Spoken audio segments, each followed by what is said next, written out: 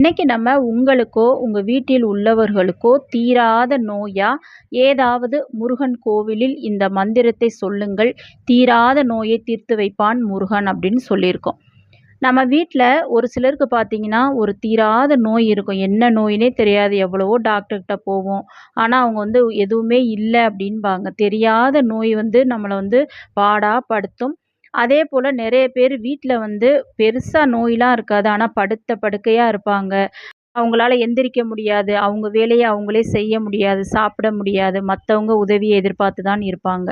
இந்த மாதிரி இருப்பவர்கள்லாம் நம்ம சொல்ற இந்த முருகனின் திரு மந்திரத்த நீங்க சொல்லுங்க. வீட்ல இருந்தே முடியாதவர்கள் நீங்களே சொல்லிக்கொள்ள முடியும் அப்டின்னா, வீட்ல இருந்தே தாராளமா சொல்லலாம். இப்போ அவங்களால சொல்ல முடியாத நிலையில இருக்காங்க. ரொம்ப உடம்பு சரியில்லாம இருக்காங்க அப்டின்னா, அவங்களுக்காக வீட்ல இருப்பவங்க முருகர் கோவில் ஏதாவது பக்கத்துல இருக்க முருகர் கோவில்ல அமர்ந்து இந்த மந்திரத்த தினம்தோறும் சொல்லிட்டு வாங்க. டெய்லி போக முடியலன்னா, எப்போ போக முடியுதோ வாரத்துல 1 நாள், 2 நாளாவது போய் சொல்லுங்க.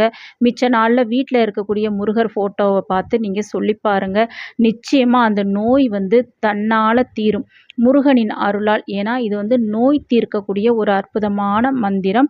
இந்த மந்திரம் என்ன? எப்படி சொல்றது?